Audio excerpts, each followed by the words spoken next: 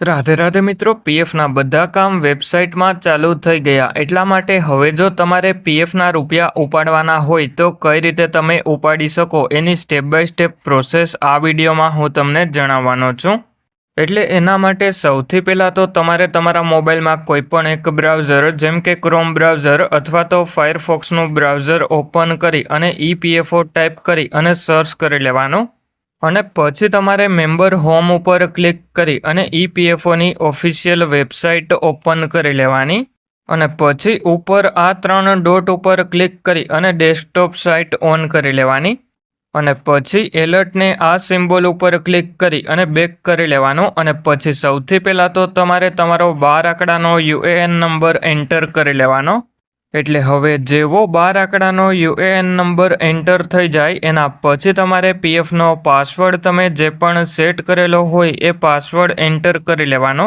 અને જેવો password enter થઈ જાય એના પછી તમારે સાઇન ઇન ઉપર ક્લિક કરી લેવાનું. એટલે પછી તમારા મોબાઈલ નંબર ઉપર OTP આવી જશે. એ OTP તમારે એન્ટર કરી લેવાનો. અને જો PFનો પાસવર્ડ ભૂલાઈ ગયો હોય તો ફોરગોટ પાસવર્ડ ઉપર ક્લિક કરી અને પાસવર્ડ બદલાવી લેવાનો. એટલે હવે આપણે પાસવર્ડ યાદ હતો એટલા માટે UAN નંબર અને PFનો પાસવર્ડ એન્ટર કરી અને પછી સાઇન ઇન ઉપર ક્લિક કરી લીધું.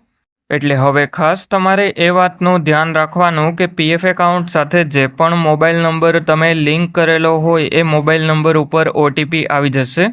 એટલે પછી જે પણ OTP આવેલો હોય એ OTP એન્ટર કરી અને સબમિટ કરી લેવાનો.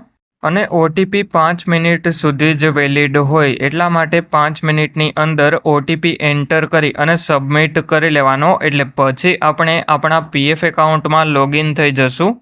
એટલે હવે તમારે ઉપરની તરફમાં આ 3 લાઇન ઉપર ક્લિક કરી લેવાનો. અને પછી તમારે એમાં મેનેજ ઉપર ક્લિક કરી અને નોમિનેશન ઉપર ક્લિક કરી અને નોમિની એડ કરી લેવાનો.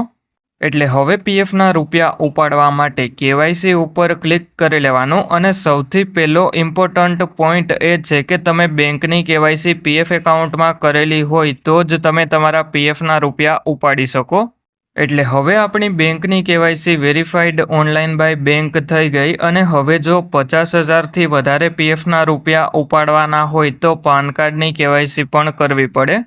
એટલે આપણી પાન કાર્ડની KYC અપ્રૂવડ થઈ ગઈ. એટલા માટે PFના રૂપિયા ઉપાડવા માટે ઉપરની તરફમાં આ 3 લાઇન ઉપર ક્લિક કરી ઓનલાઈન સર્વિસીસ ઉપર ક્લિક કરી અને ક્લેમ ઉપર ક્લિક કરી લેવાનું.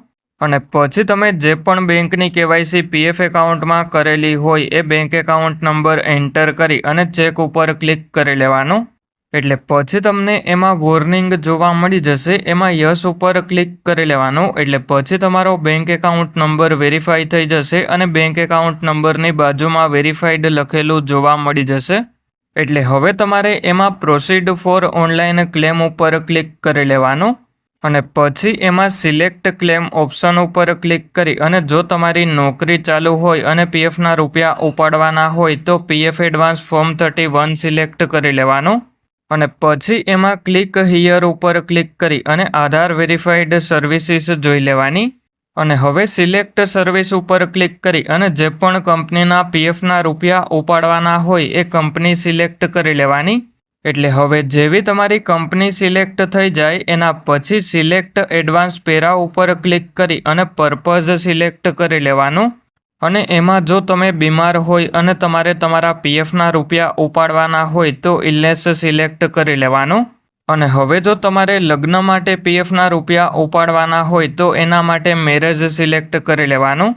અને જો તમારે એજ્યુકેશન માટે PFના રૂપિયા ઉપાડવાના હોય તો એજ્યુકેશન સિલેક્ટ કરી લેવાનું.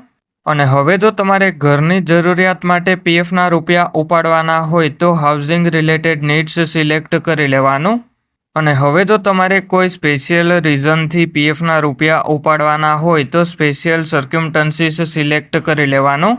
એટલે હવે મેં ઇલનેસ સિલેક્ટ કરી લીધું. એના પછી એલિજિબલ ક્લેમ અમાઉન્ટ તમને જોવા મળી જશે.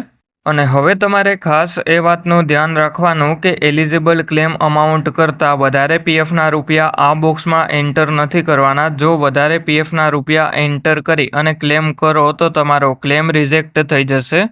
એટલે હવે જો તમારે એડ્રેસમાં કોઈ પણ ચેન્જીસ કરવાનો હોય તો આ સિમ્બોલ ઉપર ક્લિક કરી અને એડ્રેસ ચેન્જ કરી લેવાનું. અને હવે આપણે સરખી રીતે એડ્રેસ એન્ટર કરી લીધું, એટલા માટે એડ્રેસમાં કોઈ પણ ચેન્જીસ કરવાની જરૂર નથી. એટલા માટે હવે આ બોક્સ ઉપર ક્લિક કરી લેવાનું અને પછી બોક્સની અંદર રાઇટનો સિમ્બોલ જોવા મળી જશે. એટલે પછી ગેટ આધાર ઓટીપી ઉપર ક્લિક કરી લેવાનો.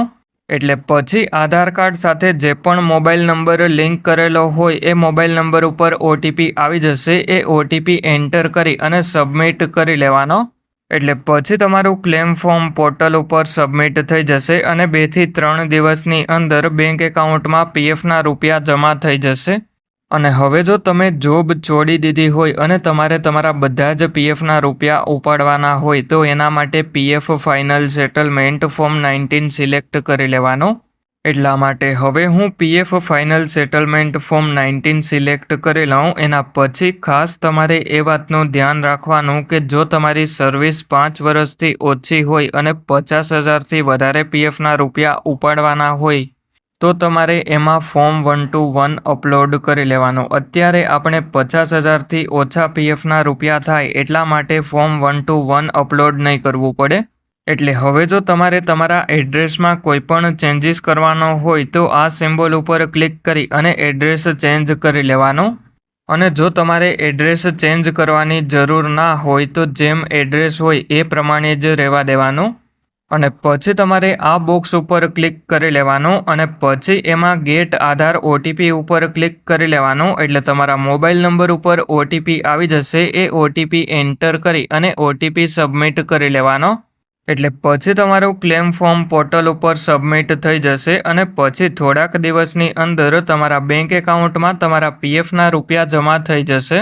અને હવે જો તમારે પીએફનું પેન્શન ઉપાડવાનું હોય તો એના માટે pension withdrawal benefit form 10C select કરી લેવાનું. એટલે હવે મેં pension withdrawal benefit form 10C select કરી લીધું. એના પછી એડ્રેસ જોવા મળી જશે. એમાં કોઈ પણ ચેન્જીસ કરવાનો હોય તો આ સિમ્બોલ ઉપર ક્લિક કરી અને એડ્રેસ ચેન્જ કરી લેવાનું. અને પછી એમાં તમે જે પણ ડેટ ઓફ એક્ઝિટ અપડેટ કરેલી હોય એ ડેટ ઓફ એક્ઝિટ જોવા મળી જશે. અને જો તમારી ડેટ ઓફ એક્ઝિટ અપડેટ કરવાની બાકી હોય તો ઉપરની તરફમાં આ 3 લાઈન ઉપર ક્લિક કરી મેનેજ ઉપર ક્લિક કરી અને માર્ક એક્ઝિટ ઉપર ક્લિક કરી લેવાનો. અને એક્ઝિટ ડેટ અપડેટ કરવા ઉપરનો વિડીયો મેં બનાવેલો છે, એની લિંક પણ આ વિડીયોના ડિસ્ક્રિપ્શનમાં જોવા મળી જશે. એટલે હવે તમારે આ બોક્સ ઉપર ક્લિક કરી અને ગેટ આધાર ઓટીપી ઉપર ક્લિક કરી લેવાનો અને પછી જે પણ ઓટીપી આવે એ ઓટીપી સબમિટ કરી લેવાનો. અને હવે જો તમારે ક્લેમનું સ્ટેટસ જોવું હોય તો ઉપરની તરફમાં આ 3 લાઈન ઉપર ક્લિક કરી ઓનલાઈન સર્વિસીસ ઉપર ક્લિક કરી અને ટ્રેક ક્લેમ સ્ટેટસ ઉપર ક્લિક કરી લેવાનો. એટલે હવે આ રીતે તમે તમારા પીએફના રૂપિયા ઉપાડી શકો. હવે જો કોઈ તમારા મિત્રનું પીએફ એકાઉન્ટ હોય તો એમને પણ આ વિડીયો શેર કરી દેજો જેથી કરીને એમને પણ મદદ મળે. અને હવે જો તમારે તમારું પીએફનું કોઈ પણ કામ મારી પાસે કરાવવું હોય તો મારું જે વોટ્સએપનું ગ્રુપ બનાવેલું છે એની લિંક આ વિડીયોના ડિસ્ક્રિપ્શનમાં જોવા મળી જશે. એ લિંક ઉપર ક્લિક કરી અને તમે વોટ્સએપ ગ્રુપ જોઈન કરી લેજો.